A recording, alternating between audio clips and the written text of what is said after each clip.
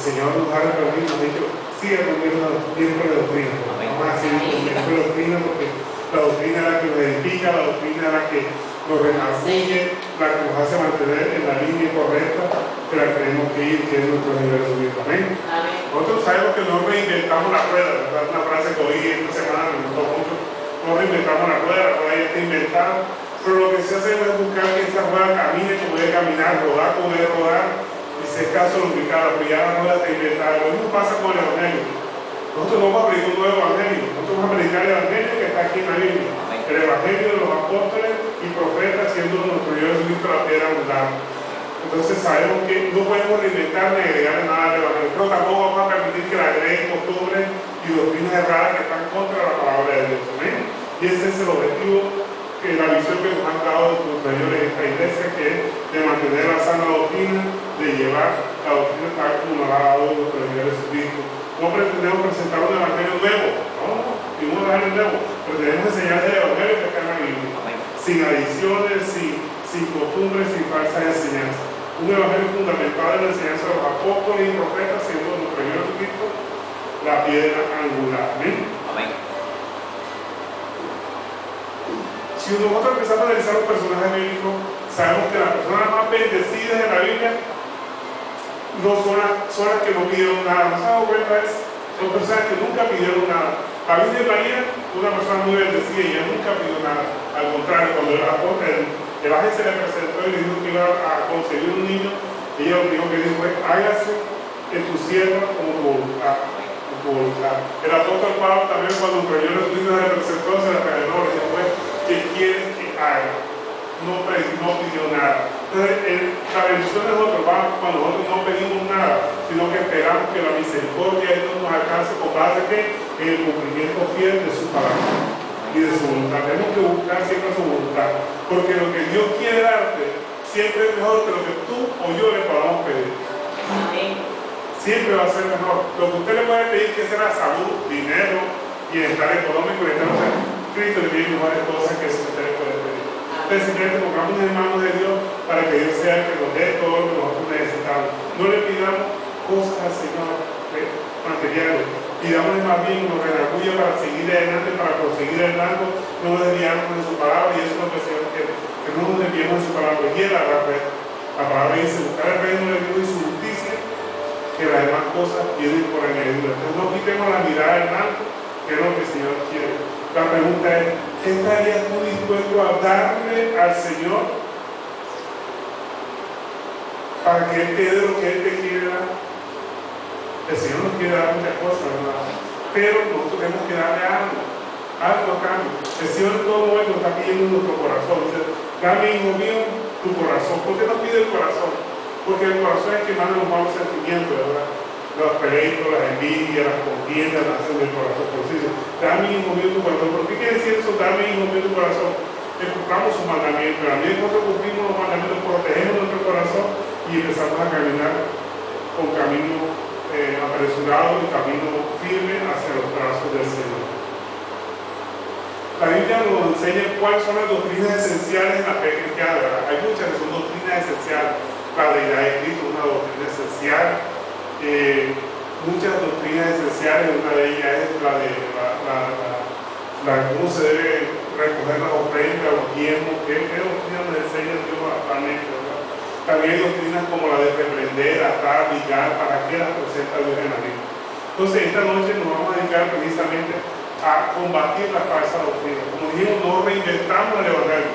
Lo que hacemos es buscar que el Evangelio se predique tal como está en la palabra de Dios. Y le digo, esta no es la primera iglesia que se dedica a eso. Hay muchas iglesias, usted consulta en internet, coinciden con lo que aquí se predica. Muchas veces saco cosas de lo que ellos predican en internet, que son básicamente lo que aquí se predica. Pero lo que se predica en internet no se dice en las iglesias de esa forma. En las iglesias, como dice don Carlos Siles, está la repetidera y pura predica de prosperidad. ¿Amén? Ahora sí, entonces sabemos que vamos a comenzar con miércoles de doctrina. Ya está grabando miércoles de doctrina. Entonces seguimos ahora. Bueno, los invito a su Biblia que me acompañen en Efesios 2:20.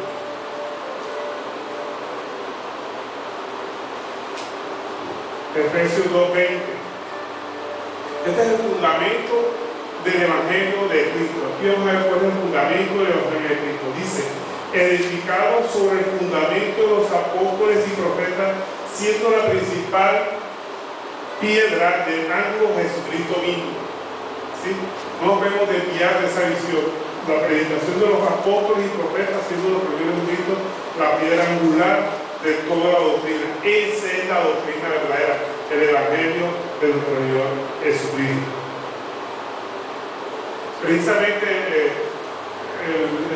jueves, el viernes, me llamó un hermano, me estaba comentando que tenía una palabra para mí, nosotros terminé este domingo, y la palabra que el Señor le daba a través de ese hermano fue una que está en Hechos 18-19, que dice: entonces el Señor mismo habla en visión de noche, no temas, sino habla y no calles, porque yo estoy contigo y ninguno pondrá sobre ti mano para hacerte mal, porque yo tengo mucho pueblo en esta ciudad. Amén.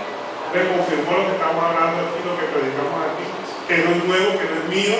Yo no predico nada mío aquí, yo predico lo que dice la palabra de Dios. Bien. Hoy vamos a hablar de 4 tópicos fundamentales en tiempo nos alcanza. Uno, ¿qué consiste el término reprender? Otro, ¿qué consiste la oración? ¿Qué es la oración? ¿Cuál es la oración que Dios quiere? El ayuno, ¿cómo es el ayuno que Dios quiere? Y por último vamos a ver sobre el tiempo. ¿Cuál es el tiempo? ¿Cuál es la doctrina del tiempo? Y si está conforme a la palabra de Dios, el tiempo que se pide actualmente en la iglesia. Vamos a comenzar primero con la palabra reprender. ¿Qué significa reprender? Si nosotros buscamos un diccionario, la palabra reprender significa expresar severamente una persona la desaprobación por algo que ha hecho, ¿verdad? Nosotros reprendemos por haber hecho algo malo, es reprender.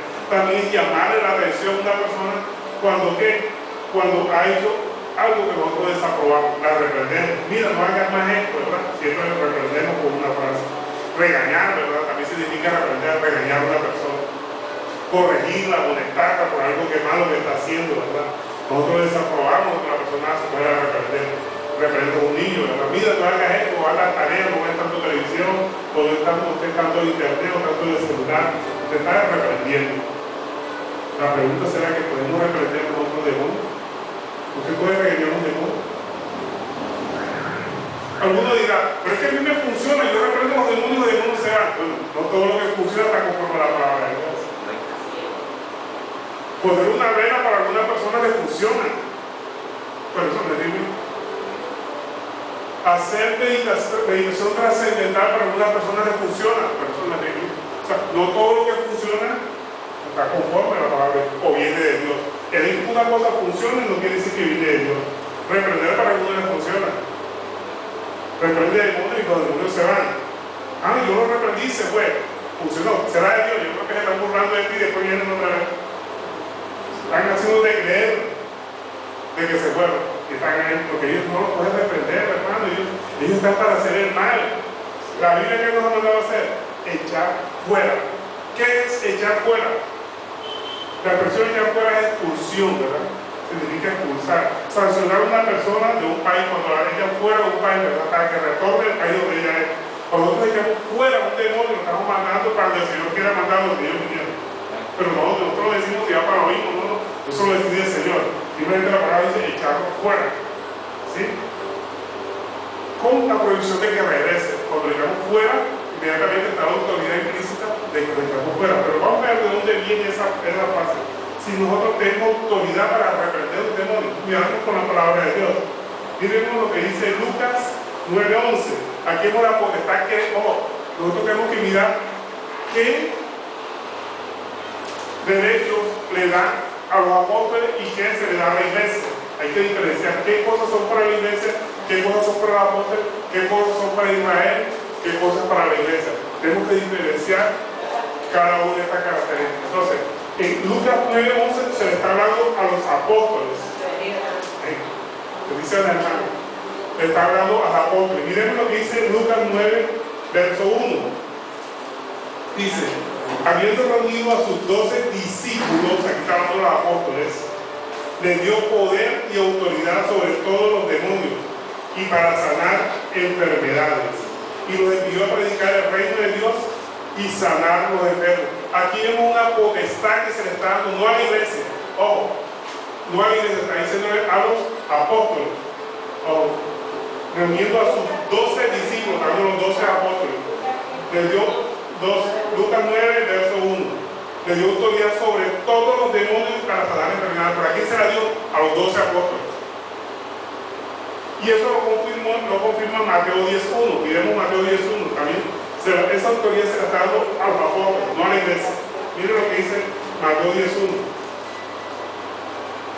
Dice Mateo 10, capítulo 10, verso 1. Entonces, llamando a sus 12 discípulos, les dio autoridad sobre los espíritus inmundos para que los echasen fuera y para sanar toda enfermedad y toda dolencia. ¿A quién está hablando? ¿A la iglesia? No, a los 12 apóstoles le está hablando. Ahora vamos a ver un mandato que sí es para la iglesia. Marcos 16, 17. Vamos a ver que ahora sí le está diciendo a todos, la facultad que nos da a toda la iglesia. Marcos 16, 17. Nosotros tenemos que ser muy observadores de los versos, del verbo que se está utilizando, a quién está hablando en un momento dado la palabra de Dios, para identificar cuáles son las prerrogativas o derechos que nosotros tenemos. Dice, Marcos 16, verso 17, dice, y estas señales seguirán a los que creen, a todos, todo lo que creen, o sea, a toda la iglesia. Esto sí es para toda la iglesia. Dice, en mi nombre echarán fuera demonios y reprenderán demonios. Dice ahí, no dice reprender, ¿verdad? Echarán fuera demonios, hablarán nuevas lenguas. Tomarán en sus manos serpientes y si bebieren cosas mortíferas no les hará daño. Sobre los enfermos pondrán sus manos y sanarán. Vemos que la facultad que tiene la iglesia es echar fuera demonios, no atarlos. ¿Quién puede atar un demonio? Es la pregunta, ¿verdad? Pero ¿qué pasa cuando usted ora por una persona y echa fuera un demonio y se va el demonio? ¿Qué consecuencia espiritual tiene eso para su vida? La Biblia no responde. Yo pongo la palabra de Dios para hablar. Lucas 10:20. Miremos la consecuencia de cuando usted ora por una persona y el demonio se va con base en su oración, echando fuera ese demonio. ¿Qué significa esa ida de ese demonio desde el punto de vista espiritual? Lucas capítulo 10, verso 20. Dice, pero no os regocijéis de que los espíritus se os sujeten, sino regocijaos de que vuestro nombre está escrito en los cielos. Hermano, significa que usted es salvo. Usted tiene una conexión directa con el Espíritu Santo. Porque el demonio cuando usted llega y ese demonio se va, usted lo echa fuera en el nombre de Jesús, reconoce la autoridad que hay en usted por la relación suya con nuestro Señor Jesucristo. Así como cuando pasó unos falsos profetas, unos falsos exorcistas que llegaron a echar unos demonios y dijeron, en el nombre de Jesús que predica Pablo, dijeron, bueno, a Jesús lo conocemos, a Pablo también, pero usted no, y le dieron una limpia. Entonces lo que indica es que ellos miran qué relación tenemos con Cristo. Entonces cuando un demonio se va es porque él identifica que usted tiene una buena relación con Dios, una relación perfecta. Y mire que aquí no ha mandado a reprender al demonio. Es el que da la pregunta del aire, ¿quién puede reprender? Y esa la vamos a resolver con la palabra de Dios. Pero quiero que miremos algo importante. ¿Qué es oración y qué es ayuno bíblicamente hablando? Todo el mundo sabe orar, todos saben qué es ayunar. Ayunar se equipara a guardar, así sencillo. Pero ¿qué es oración bíblicamente? Miremos, Salmo 145, 18. ¿Por qué es importante hablar de la oración? Porque la oración es la que nos comunica con Dios, es la que nos reivindica con Dios y nos da esa potestad de tener autoridad para echar fuera demonios. Por eso es importante conocer cómo debemos orar bíblicamente hablando. ¿Sí? Y quitar aquellas costumbres malsanas que se han metido en la iglesia. Haciendo una recapitulación de las hermanas que acaban de llegar, nosotros aquí no inventamos el evangelio está inventado, como la rueda, ¿verdad? Nosotros no inventamos la rueda, inventamos el evangelio. Lo que tratamos de hacer es predicar el evangelio como está en la escritura y desarmar esas doctrinas que se han metido actualmente. Si usted revisa en internet las cosas que aquí predicamos, también se está predicando con otras personas. Yo no predico nada nuevo, yo predico lo que está en la Biblia. Sin ataduras, sin costumbres malsanas que se apartan de la palabra de Dios. Pero si tiene alguna inquietud, la aclaramos enseguida. Salmo 145, verso 18. Dice, cercano está Jehová a todos los que le invocan. Orar es invocar a Dios, ¿verdad? Hablamos con Dios. Dice, a todos los que le invocan de veras, o sea, de verdad. con un corazón contrito y humillado. Y el verso 19 dice, cumplirá el deseo de los que le temen, oirá a sí mismo el clamor de ellos y los prosperará. Y los salvará. No dice ni lo prosperará ni lo salvará, porque se ha metido muchas doctrinas que entre usted más ore, Dios lo va a prosperar a usted. Entre más usted ore, Dios lo va a sanar. No, Dios no lo va a sanar por eso. La salvación y la prosperidad dependen de la misericordia de Dios. Acuérdense que las bendiciones de Dios vienen por su misericordia. Lo que el Evangelio se puede resumir en una sola palabra: salvación. Dios lo que quiere es la salvación de su alma. ¿Por qué decirle que usted se salve o que tenga mucho dinero y su alma se pierde? Nos interesa la salvación del alma. Entonces miren lo que la palabra de Dios: oirá a sí mismo el clamor de ellos y los salvará. El Evangelio es de salvación, no de prosperidad, ni de salvación, ni de hacer milagros, no. Los milagros siguen existiendo, y yo creo en los milagros. Es más, yo soy fruto de un milagro, y yo he visto muchos milagros en mi vida, y todos los días veo milagros, los milagros siguen existiendo, pero no debe ser el objetivo que nos mueva a buscar a Dios.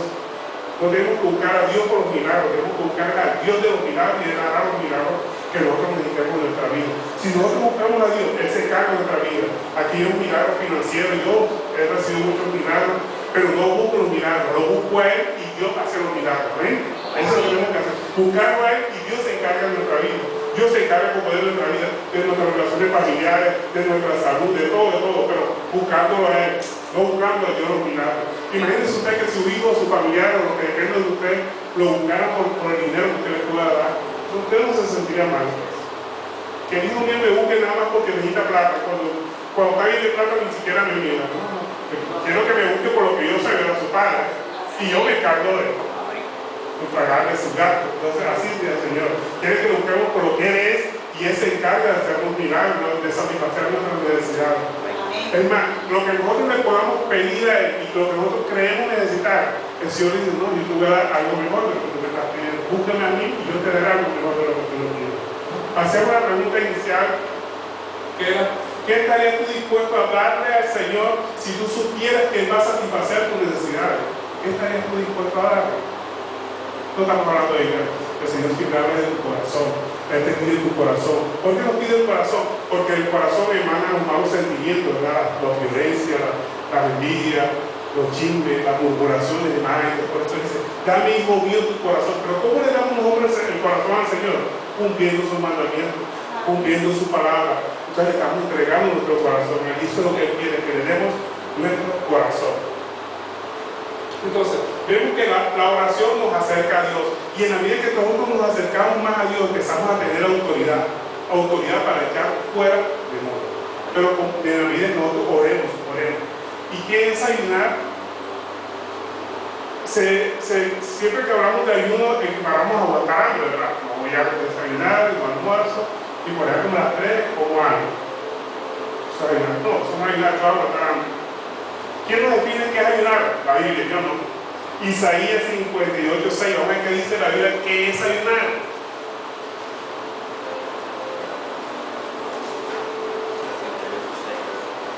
Isaías 58, verso 6.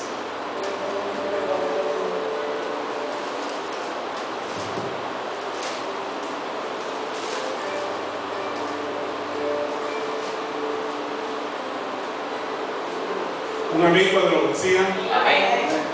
Isaías 58, verso 6 dice, no es más bien el ayuno que yo escogí, desatar las ligaduras de impiedad, soltar las cargas de opresión y dejar ir libre a los quebrantados y que rompáis todo yugo. No es que partas tu pan con el hambriento y a los pobres errantes albergues en casa, que cuando veas al desnudo lo cubras y no te escondas de tu hermano. Ese es el verdadero ayuno, el ayuno que el Señor quiere de nosotros, que alberguemos a nuestro hermano, que cubramos al que está desnudo, que compartamos nuestro pan con el necesitado. Sé que aquí muchos lo hacen, y eso es el ayuno. Pecar, es dejar de pecar. Ese es el ayuno que tenemos que hacer constantemente, dejar de pecar. El mejor ayuno que podemos entregar a nosotros. No es ayuno religioso. Voy a ayunar porque es Santa Cena, voy a ayunar porque el domingo de escuela dominical, voy a ayunar el domingo. Ese es el ayuno religioso, hermano. O vamos a hacer aquí un sábado de ayuno. No, ese es ayuno religioso. El ayuno real, de ese de aguantar hambre, lo podríamos hacer con un objetivo específico. Vamos a ayudar por una campaña o vamos a ayudar por la salud de una hermana y nos congregamos aquí y hacemos un ayuno con un objetivo específico congregacional. Pero no ayunar por ayunar, hermano. Ayunar por ayunar es agotar. Tenemos que ayunar como objetivo. Ser unos cristianos inteligentes. Que el Señor quiere es que nosotros oremos. Y una forma de reforzar nuestra oración es a través de un ayuno, pero un ayuno con propósito. Cuando nosotros ayunamos, o sea, dejamos de ingerir alimentos, pero es para cambiar esa ingesta de alimentos por ingesta de alimentos espiritual. Entonces, vamos a cambiar ese momento de comer nosotros físicamente para alimentarnos de la palabra, para adorar, para estar en un punto animado aquí, adorando al Señor, y no estamos comiendo alimentos físicos, sino alimentos espirituales. Ese es el verdadero ayuno. Pero si me hay un día que digo, no, me voy a ayunar hoy, me quedo en mi casa haciendo lo que hacer y no desayuno, no almuerzo, eso va a volver hambre, no es ayunar. Sí. Con la expresión del 5, no lee. ¿Perdón? La Isaías, la expresión del 5. Ya, el versículo 5. Dice, está el ayuno que yo escogí, que de día el hombre... Su alma. Que de día fija el hombre. Que de día fija el hombre su alma, que incline su cabeza como junco, y llega a cama de silicio, y de ceniza llamaréis, dice, y llamaréis esto ayuno. Ok, ahí está hablando precisamente de lo que es el ayuno. Sí. Ese es el ayuno tradicional que se aplica en las iglesias. Sí, hoy en día sí. O sea, es un ayuno religioso. El verdadero ayuno es ese ayuno del corazón, que desgarremos, pero desgarremos el corazón de la presencia del Señor. Ese es el verdadero ayuno. ¿Y con qué objetivo ayunamos nosotros? Para reforzar nuestra oración. ¿Sí? Porque si nosotros dejamos de ingerir alimento, pero no oramos, no cantamos alabanza, no leemos la palabra de Dios, Dios no está guardando tu alma. Sencillamente, no está ayunando. O yo voy para la empresa a trabajar y me voy en ayuno y yo estoy ayunando, no estoy aguantando hambre. Dejar de alimentarme físicamente es que esté en lectura de palabra, oración, eso sí es el verdadero ayuno. Estoy en búsqueda de Dios y orando al Señor. Estoy reforzando la oración, porque el ayuno es un refuerzo para la oración. Es como si usted pusiera una bazuca o una granada.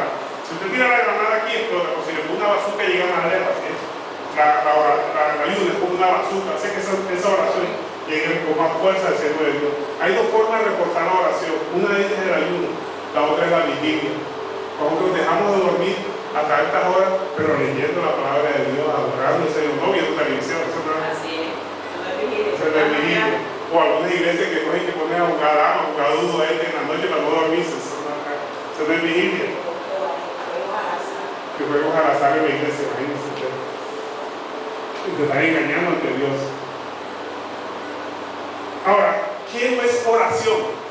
Sabemos que oración, las oraciones tienen que ser rogatorias, pero cuando vamos a orar debemos que ser una oración rogatorias. ¿Qué no es oración? Cuando nosotros le decimos a Dios, no, que me tienes que sanar, Señor, yo voy a orar porque yo soy un siervo tuyo y tú me tienes que sanar. No, Dios no se puede exigir nada. Siempre nuestras oraciones tienen que ser rogatorias. ¿Sí? Mire lo que dice 1 Timoteo capítulo 2, verso 1. Aquí nos clasifica qué es una oración rogatoria, cómo se debe hacer esa oración. 1 Timoteo capítulo 2. Verso 1.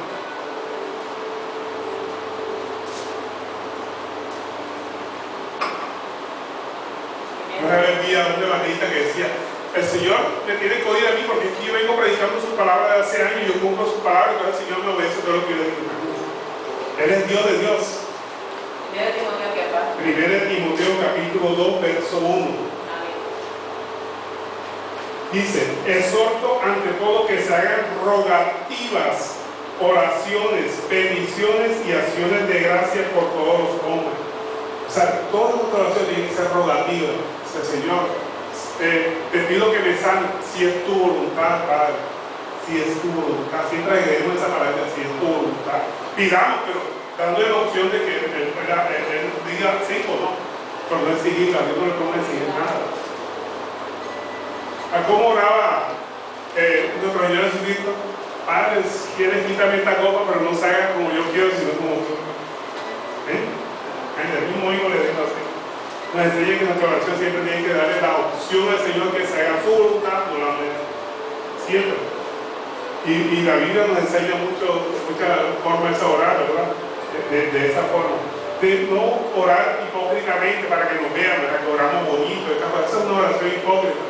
el Señor aborrece la hipocresía. Todos también aborrecemos, ¿verdad? Mateo 6:16, también con respecto al ayuno, que a veces hacemos ayunos hipócritas. El Señor detesta esos ayunos hipócritas. Mateo 6:16, aquí nos define que es un ayuno hipócrita, que se practica en muchas iglesias. Como dijimos, aquí no venimos a inventar el evangelio, aquí venimos a predicar el evangelio tal como está en la palabra de Dios. Mateo 6:16 dice: cuando ayunéis, no seas austeros como los hipócritas, porque ellos denudan su rostro para mostrar a los hombres que ayunan. De cierto digo que ya tienen su recompensa. O sea que los vean como unos religiosos. Esa es la recompensa de los hombres. Dice, no se ayuna, mira, otra vez ayer ayunando, 3 días ayunando, 40 días ayunando. Nosotros tenemos que decir cuántos días ayunamos, eso para el Señor. Muchas veces personas ayudan para dominar demonios. No, porque el hijo mío o mi papá o mi papá, hermana tiene un demonio y voy a ayudar para que el Señor le saque los demonios. El ayuno no sirve para sacar demonios. El ayuno es para reforzar la oración. ¿Cómo echamos fuera los demonios? Simplemente someternos a Dios y el demonio dirá: ustedes someten a la palabra de Dios, el demonio huye, no tienen que hacer nada. Así es sencillo. No tienen que meterse en guerra de cuarto nivel, de último nivel, de tercer nivel, ni ninguna clase de guerra. Sométase a la palabra y el demonio coge su maleta y se va a seguir. Tiene una mala interpretación que se le está dando a una cita de no recuerdo ahora, que dice que este ejemplo sale con ayuno y oración. Eso lo vamos a mirar ahora. Entonces sabemos que Satanás anda como león rugiente, ¿verdad? Buscando a quien devorar. Nosotros tenemos que velar, estar pendiente, apercibido de todas las enseñanzas de él. También el ayuno no se debe usar para dominar la carne. Es que yo ando mucha tentación, es que ese demonio de fornicación o ese demonio de alcoholismo, tengo que dominarlo a través de un ayuno. A mí me quieren ayuno para no caer en alcoholismo, o no quiero dejar de fumar, voy a ayunar para dejar de fumar, o voy a ayunar para dejar de hacer tal cosa. No, el ayuno no sirve para eso. Esos malos deseos, para dominar la carne, con dominio propio. El Señor nos ha dado un espíritu de amor a nuestro Jesucristo a través de la oración. Y eso es lo que el Señor quiere, que todos nos estemos en oración. Y la mejor forma de orar al Señor es estudiando su palabra. Empezamos a conocer cómo es Él y la forma como nos podemos dirigir a Él. Entonces, la oración no es para otra cosa, sino para acercarnos a Dios. Y lo reforzamos con ayuno y oración, con ayuno y vigilia. Pero ayuno y vigilia con propósito, no religioso. No para que nos vean o para demostrar que esta iglesia es muy espiritual porque hace ayuno en determinados días. Ayuno los miércoles, los viernes, pongan el día que ustedes quieran. No, mi iglesia ayunamos una vez por semana, no, eso es religioso. Ayunemos por un propósito específico, una necesidad de un hermano. Usted tiene una necesidad, hablamos y convocamos un ayuno por esa necesidad suya. Es un ayuno con propósito. Hagamos ayuno pero con propósito. Entonces, vemos que la oración y el ayuno nos acercan a Dios. Y la forma de acercarnos a Dios es para combatir la incredulidad. Porque sabemos que nuestro Señor Jesucristo no hacía muchos milagros en determinadas partes, es debido a la incredulidad, a que las personas no creían que Él era el enviado de Dios, que Él era el Hijo de Dios, que Él era Dios. Miren lo que dice Marcos 6:5. 6:5, Marcos capítulo 6, verso 5. Dice aquí: y no pudo hacer allí ningún milagro, salvo que sanó unos pocos enfermos, poniendo sobre ellos las manos, y estaba asombrado de la incredulidad de ellos, y corría y recorría las aldeas de alrededor enseñando. Miren que aquí dice la palabra: y no pudo hacer ningún milagro, salvo que sanó a unos pocos enfermos, poniendo sobre ellos las manos. ¿Por qué no pudo hacer muchos milagros ahí? Por la incredulidad de ellos. Pero sin embargo la palabra dice: salvo que sanó unos pocos. O sea que para Dios realmente el sanar no es un milagro trascendental, es un milagro secundario. El principal milagro es la salvación del alma. Piensen ustedes que no pudo hacer ningún milagro, o sea, de salvación debido a la incredulidad, o sea, no querían creer al Hijo de Dios.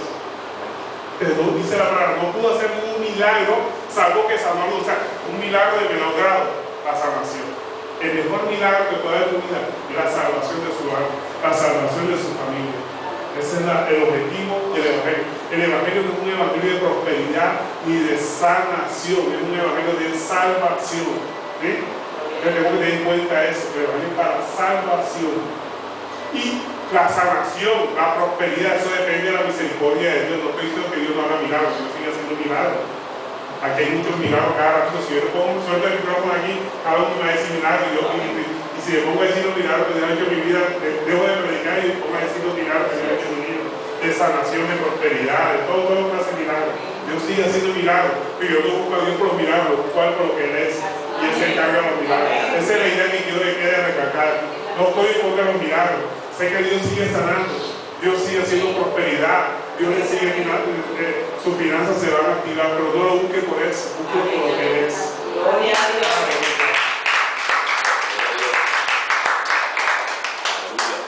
Entonces la pregunta ahora es, ¿quién puede reprender demonios? Está la pregunta todavía en aire. ¿Quién puede reprender demonios? Porque tenemos esa doctrina que se ha metido en muchas iglesias que andan reprendiendo hasta los mosquitos que entran a la iglesia, los reprenden. Reprende las moscas, reprende la lluvia, reprende todo reprende. Hermano, quitemos de esa costumbre. Vamos a mirar qué nos dice la palabra sobre reprender.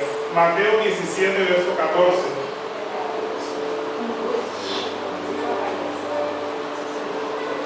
Mateo 17, verso 14.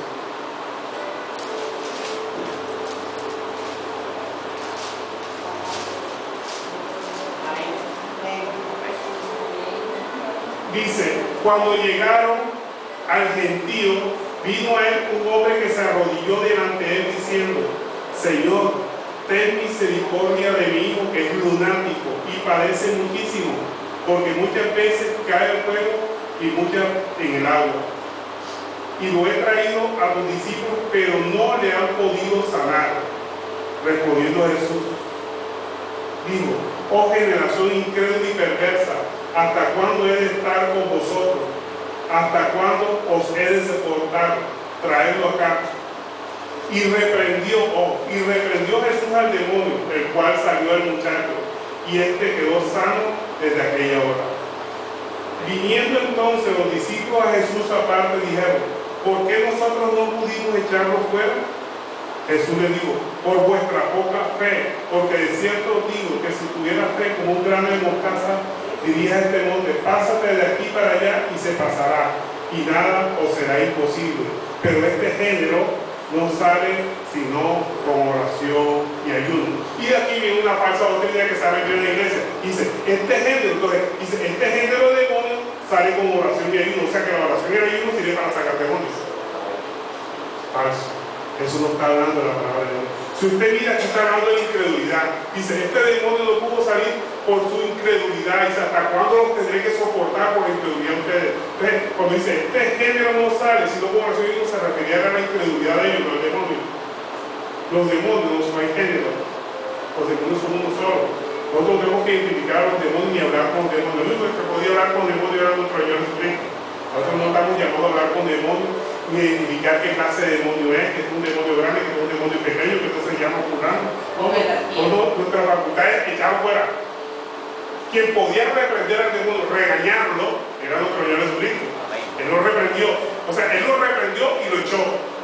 Y entonces los discípulos dicen, ¿y nosotros por qué no lo pudimos echar fuera? Entonces le dice a nuestro Señor Jesucristo, por su incredulidad. Entonces le dice, este género, o sea, su incredulidad solamente sale con oración y ayuno. Por eso hablé mucho sobre la oración y ayuno, porque la oración y ayuno es que nos acerca a Dios y quebranta la incredulidad. O sea, la guerra espiritual que nosotros tenemos, la lucha espiritual que nosotros tenemos es contra nuestra incredulidad. Y esa lucha la ganamos nosotros es con oración y ayuno. Rompemos la incredulidad y nos hacemos más altos de llegar a la presencia del Señor buscándola todos los días en esa forma. O sea, nuestra lucha espiritual, salimos victoriosos es con oración y ayuno. Vencemos la incredulidad. Ahora, vemos aquí que nuestro Señor Jesucristo reprendió al demonio, pero Él es el único que puede reprender. Él no solamente reprendía demonios, Él reprendía vientos, tempestades. Nosotros no tenemos esa autorización. La naturaleza. ¿Por qué? ¿Por qué puede reprender Él la naturaleza? Porque Él es el dueño del mundo, Él creó la naturaleza. Él podía reprender los vientos, decir en otras palabras, regañar al viento, viento porque me estás portando mal. Yo soy tu creador. Nosotros no. Nosotros tenemos el sometimiento a la palabra, y echar fuera demonios, ¿sí? Mire lo que dice Marcos 9:25, aquí redunda y confirma lo que estamos hablando. Marcos 9:25.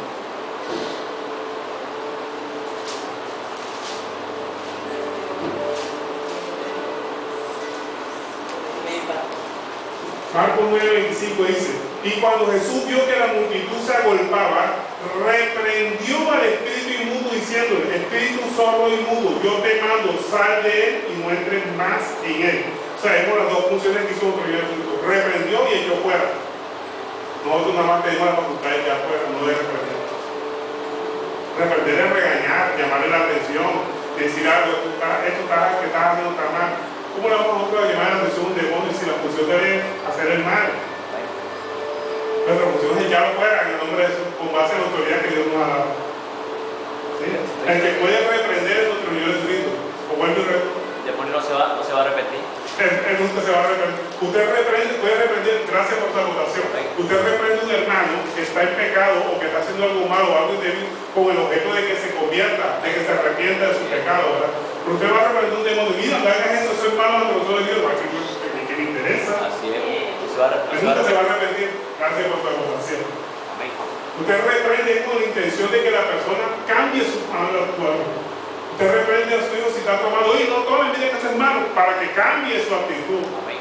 Usted reprende a su hermano que está haciendo algo para que cambie, que no haga más eso. Pero va a reprender un demonio. Por favor, no reprenda demonios. Está perdiendo el tiempo, échalo fuera. Uno como ser humano tiene que reconocer que si nosotros mismos no desechamos las ataduras que son a través de los mismos demonios que nosotros a los seres humanos dejamos que tomen posesión de nuestra vida, y nosotros mismos no renunciamos, nunca van a salir. Porque uno lo puede reprender, ¿verdad? En el nombre de Jesús. La persona que distante dice se siente paz y tranquilidad, pero como decía el difunto Pablo, en la esquina no espera que se van más con él. No reprenda demonios. Échalo fuera. No, o sea, me refiero que si uno se pone a reprenderlos así, ¿verdad? No, pero es que el demonio no le va a hacer caso. No, por eso lo estoy diciendo, o sea, Es que y si está caminando bien, no le va a hacer caso. exactamente. No, Reprender con la intención de que la persona se convierta. Un demonio no se va a convertir nunca. me refiero que o sea, lo que uno le enseñaron era eso. Pero eso es falsa enseñanza, desañe a su hermano. Eso es una frase de estar reprendiendo. Eso no es bíblico. Es costumbrista, sí. Muchas iglesias están reprendiendo todo. Por eso Aquí estamos enseñando para que salgamos de esa costumbre. Uno venía con esa costumbre, Exacto. pero en este tiempo ya en base a la palabra uno sabe cómo es la fe. Exacto. Pero la palabra sí dice, literalmente lo dice Jesús: con estoy potestad para hallar serpientes y escorpiones, pero esa se la da Dios cuando uno está sujeto a la palabra, en obediencia. Sí, ahora vamos a mirar ese versículo también. Muy buena su aportación. Vamos a mirar ese versículo para que, ¿qué significa hollar? ¿Qué significa hollar primero? Hay que mirar el significado de cada palabra. Hollar no es reprender. Hollar no es reprender. Hollar es pisar. Bien, sigamos. Lo invitan a que me acompañen por favor en Mateo 8:23. Vamos a ver también lo que es reprender. Cómo nuestro Señor Jesucristo reprende los vientos y las tempestades. Pero esa facultad nada más es de Él. Hay que distinguir qué facultades tiene la iglesia, qué facultades tienen los apóstoles, qué facultades tiene la iglesia, qué facultades tiene la Israel. Y porque a veces hacemos una mezcla y usamos todas esas facultades que todo el mundo tiene. No. Usamos las facultades de Israel también, todo el mundo para la iglesia, tampoco. Tenemos que saber para quién está hablando la iglesia. ¿Cómo es que aquí está hablando nuestro Señor Jesucristo? Mateo 8:23. Dice: entrando él en la barca, sus discípulos le siguieron. Y aquí que se levantó en el mar una tempestad tan grande que las olas cubrían la barca, pero él dormía. Y vinieron sus discípulos y le despertaron diciendo: Señor, sálvanos que perecemos. Él les dijo: ¿por qué teméis, hombres de poca fe? Entonces levantándose, reprendió a los vientos y al mar, y se hizo grande bonanza. Y los hombres se maravillaron diciendo: ¿qué hombre es este que aún los vientos y el mar lo obedecen? Amén. Obviamente su nave era nuestro Señor Jesucristo. Así es. Entonces no se ponga a reprender el mar, esa facultad es de él. Él no delegó esa facultad de reprender nada, de reprender nada. Él nada más delegó la facultad de echar fuera demonios, de poner la mano sobre el enfermo y sanarán. Tenemos que entender cuáles son nuestras facultades. Esa facultad es de él, de reprender los vientos, no es de nosotros. Entonces identifiquemos ¿Cuáles son nuestras facultades? ¿Cuál es la facultad de los apóstoles? ¿Cuál es la facultad de los apóstoles? ¿Cuál es la facultad de Israel como pueblo elegido de Dios? Y así podemos nosotros estudiar bien por la Biblia. Pero las iglesias que han cogido, de hecho, toda la facultad y se la ponen en la iglesia. Amén. Hasta la facultad de Cristo. Cristo es el único que puede reprender, hermano. Amén, así es. Mira lo que dice Malaquías 3:11. Él es el único que puede reprender a Satanás. O sea, que la gente reprende a Satanás, que da miedo. O sea, nosotros no podemos reprender a Satanás. Primero, porque él no se va a repetir. Segundo, porque él es una autoridad. Nosotros no tenemos que dirigirnos a él. Nosotros nos sometemos a la palabra de Dios y él se va. Así es sencillo. Que la palabra no señala, resistí al diablo y vosotros irá. Malaquías 3:11, ¿qué dice? Dice, reprenderé también por vosotras al devorador y no destruirá el fruto de la tierra ni vuestra vid en el campo será estéril y seco a los seres. Él es el que reprende. Él reprende los vientos, reprende a los demonios, reprende a Satanás, reprende a... Pero nosotros no. Nosotros nos sometemos a la palabra, ellos huyen. O sea, nosotros estamos en una guerra, una lucha que la tenemos ganada, pero si nos sometemos a la palabra. Nuestra guerra, no tenemos guerra, tenemos lucha. Nuestra lucha es someternos a la palabra. Y la tenemos ganada si nos sometemos a la palabra. Uno no tiene que enfrentarse a demonios, a Satanás, a nadie. Obedezca la palabra y sea yo con un cerco de ángeles alrededor de él. Pastor, y la Biblia dice, la Biblia no dice, y reprendan ustedes al devorador para que él se vaya. Dice, yo reprenderé. O sea, la facultad de reprender es de él, a nadie. Esa facultad no la delegó. Amén, así es. Muchas iglesias cogen esa facultad como si Dios hubiera delegado esa facultad. ¡Reprendo! Él dice, sometieron a mí y el diablo huirá de Así es sencillo. Dice, no Y reprenden. él sacan guerra de primer nivel, de tercer nivel, de cuarto nivel, de quinto nivel. Amén. Es recoche. Perdón la palabra. Hay gente que lo que escriben nunca lo vive por todo. Así es, nunca la vi. Bueno, sigamos. Entonces, cuando nos sometemos a él, él pone un cerco alrededor de nosotros. No tenemos que someternos a él. Job, una persona íntegra, una persona que vivió conforme a la palabra de Dios. ¿Y qué dice Satanás? No lo puedo tocar. Amén. Job capítulo 1, verso 9. Mira lo que dice Job capítulo 1, verso 9. Y Job no estaba reprendiendo a Satanás, ni mucho menos, ni peleando a Satanás, ¿no? Pero que era un hombre íntegro, en todos los sentidos. Aquí cuando le dice, cuando yo no visto a mi siervo Job, ¿qué le dice Satanás? Dice, ¿ya lo tienen? Amén. Job capítulo 1, verso 9. Dice, respondiendo Satanás, Jehová dijo, ¿acaso teme Job de Balte? ¿No le has cercado cerca de él y su casa y a todo lo que él tiene? Al trabajo de sus manos ha dado bendición, por tanto, sus bienes han aumentado sobre la tierra. Ahí en todo, ¿por qué? Porque era obediente a la palabra. Dios le puso un cerco de ángeles a su alrededor. Él no tiene que pelear con nadie. Sometámonos a Dios y Satanás huye otra vez. No tiene que estar reprendiendo demonios, ni Satanás, ni mucho menos, ni tempestad, nada. Esa facultad de reprender es de él. La facultad nuestra, básicamente, son echar fuera demonios, poder sobre la mano del enfermo y tú sanarás. Así de sencillo, más nada. ¿Y qué quiere decir? Os doy potestad para... Ya vamos para allá, gracias. Gracias por recordarlo. No se lo olvide que no pierda el hilo de esa parte. Entonces, la reprensión de la iglesia es la facultad que Dios nos ha dado para llamar la atención a un hermano que está caminando mal. Esa es la única reprensión, llamar la atención al hermano. Oye, mira, está caminando mal. O ¿qué te pasa? Mira, que no está yendo a la iglesia. Eso hermano, la Biblia dice congregado. Esa reprensión le podemos hacer a un hermano. ¿Con qué objetivo? De que enderezca su caminar. Es la única reprensión que nosotros podemos hacer. Lo vimos, ¿verdad? Según de Timoteo capítulo 4, verso 2. Vamos a mirarlo con la palabra de Dios, que es una de esas facultades de reprender. ¿Y cómo reprendemos nosotros? Con doctrina, con la palabra de Dios. Según de Timoteo capítulo 4, verso 2. ¿Qué nos dice el apóstol aquí? Dice, te insto a que prediques la palabra, que instes a tiempo y fuera de tiempo, redarguye, reprende, exhorta con toda paciencia y doctrina. ¿Por qué tenemos que reprender? Con doctrina al hermano que está caído, que está cabizbajo, que está allí comparado, que se volvió otra vez al mundo. Lo reprendemos y decimos, oye hermano, mira la palabra dice esto, mira. Esa es la única reprensión que nos manda la palabra de Dios al hermano que está caído. ¿Para qué? Para que se convierta en sus malas acciones y vuelva otra vez a pedir, a buscar otra vez la palabra de Dios. Y eso es lo que el Señor quiere, que nosotros ayudemos al caído, que le demos la pomadita, como dice el hermano yo, a la pomadita, para que la persona otra vez se restablezca.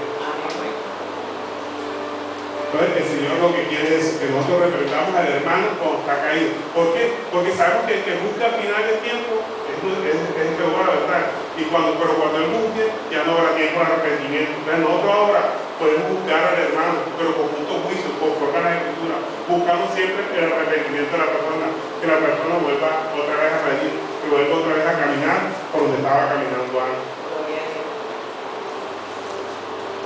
Entonces, lo importante es esto. Vamos a lo que dice el hermano Lucas 10, capítulo 10, verso 18. No, ya serpientes y escorpiones. Lucas 10, desde el verso 18. Amén. Lo lee, por favor, hermano. Y dice, y les digo, yo veía a Satanás caer del cielo como un rayo. He aquí os doy potestad de hallar serpientes y escorpiones, y sobre toda fuerza del enemigo, y nada os dañará. Sigo. Ahí está. Lucas hasta el 20. Dice el 19, he aquí os doy potestad de hallar serpientes y escorpiones, y sobre toda fuerza del enemigo, y nada os dañará. Pero no os regocijéis, que es lo que los espíritus se os sujetan, sino regocijaos de que vuestro nombre está escrito en los cielos. Bueno, aquí está recordando a los judíos, a los fariseos, que precisamente así como Satanás cayó del cielo por su soberbia, que quiso ser igual a Dios, por la soberbia de ellos también iban a ser condenados. Es un llamado de atención directo a los fariseos, lo que está haciendo, ¿verdad? Yo vi a Satanás caer del cielo como un rayo. Está recordando de lo que dice allá Ezequiel, ¿verdad? Cuando Satanás cogió una tercera parte de los ángeles y subió al cielo y quiso destronar a Dios, quiso sentarse en el trono del Dios Altísimo. Pero sabemos que el arcángel Miguel con sus ángeles lo venció y Dios trayó el grito, por eso dice, vi a Satanás caer como un rayo. Cuando está diciendo aquí que os doy potestad de hollar serpiente y escorpión, es precisamente que los demonios no pueden hacer nada contra ti. Tú vas a pasar con ellos como si fueran pan tirados en el suelo, lo vas a pisar, pero no con la intención de someterlos a ellos, sino porque ya están vencidos si tú te sometes a la palabra de Dios. Os doy potestad de pisar serpiente y escorpión, o sea que no te van a hacer nada, no tengas miedo a esos demonios si tú te sujetas a la palabra de Dios. Eso es lo que está diciendo la palabra, pero no que peleen con ellos, ya ellos están tirados en el suelo si tú cumples la palabra de Dios. O sea, nos ha puesto en una guerra en que somos victoriosos. Por eso dice la palabra, en conflicto somos más que vencedores, pero somos más que vencedores si cumplimos su palabra, si somos obedientes a su palabra. Si no somos obedientes a la palabra, somos enemigas, porque no es con nuestra fuerza, sino con su poderoso Espíritu Santo, sometiéndonos a su voluntad. ¿Ven? Entonces ya le respondimos a la hermana sobre el tiempo. Ahora vamos a hablar de un tema espinoso. Creo que me quedan unos 10 minutitos. Tenemos 10 minutos. Sopórteme 10 minutitos, por favor, para terminar este tema. Sobre el diezmo.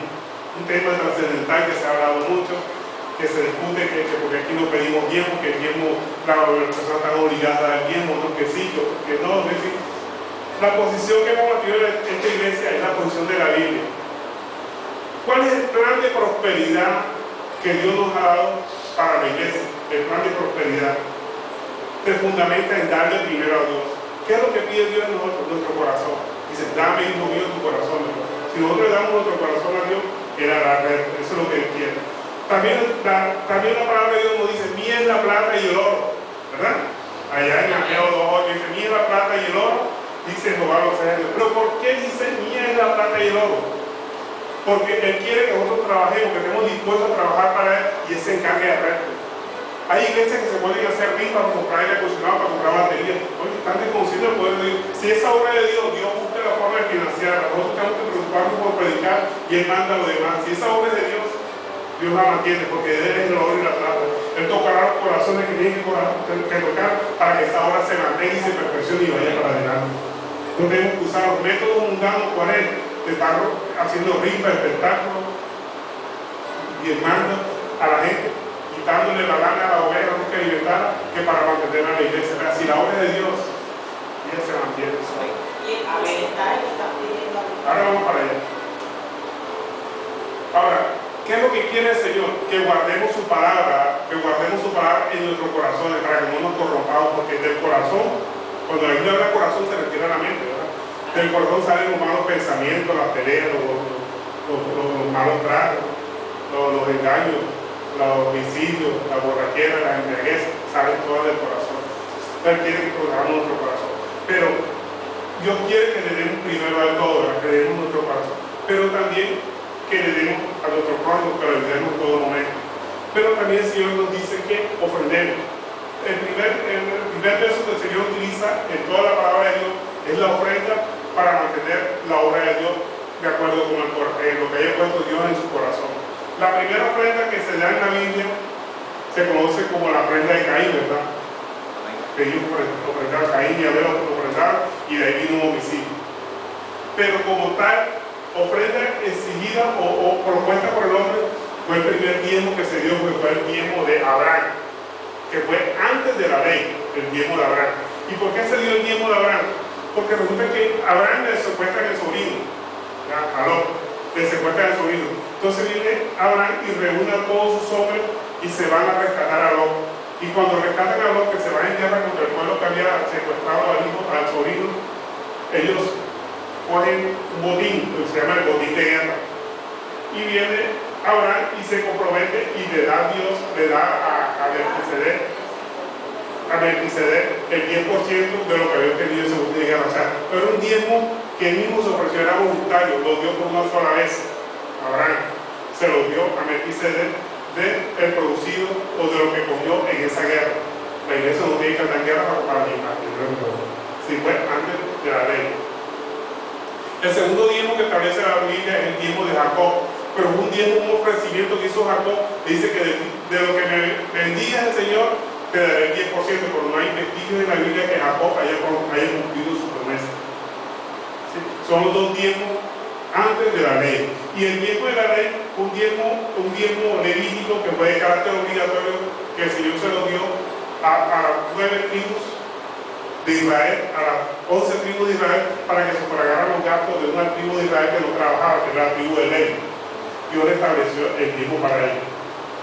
Porque esa tribu de Leví nomás se dedicaba a las labores del templo, y como ellos no trabajaban, no tenían tierra ni ganado, entonces Dios le puso una carga tributaria a 11 tribus para que se pagaran los gastos de esto. Y también estableció otro diezmo, que era el tiempo de diezmo que tenían que dar los de la tribu de Leví al sumo sacerdote, Aarón, tenían que dar el diezmo de diezmo.